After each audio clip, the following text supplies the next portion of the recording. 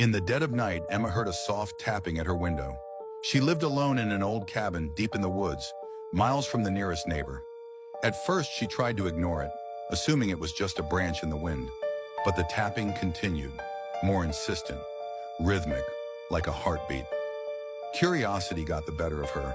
She approached the window slowly, her heart pounding in her chest. As she drew back the curtain, she saw a figure standing outside, shrouded in darkness.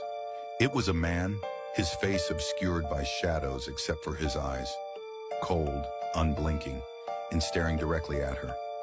Emma stumbled back, her breath catching in her throat. The man didn't move, didn't speak, just stared. Gathering her courage, she shouted, "Go away!" But the figure remained motionless, the tapping resuming as if to mock her. Desperate, Emma grabbed her phone to call for help, but there was no signal. She ran to the door, bolting it shut, and then retreated to her bedroom, locking herself inside. She could still hear the tapping, relentless, echoing in her mind. Suddenly, the sound stopped.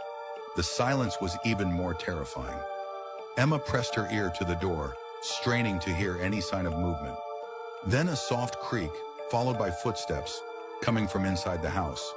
Her blood ran cold as the realization hit her. The man was already inside.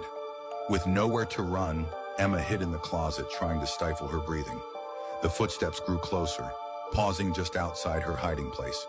The door creaked open slowly, and she could see his feet through the crack. Her heart pounded so loudly she was sure he could hear it. The man leaned down, his cold eyes meeting hers through the slats. A twisted smile spread across his face as he whispered, "Found you.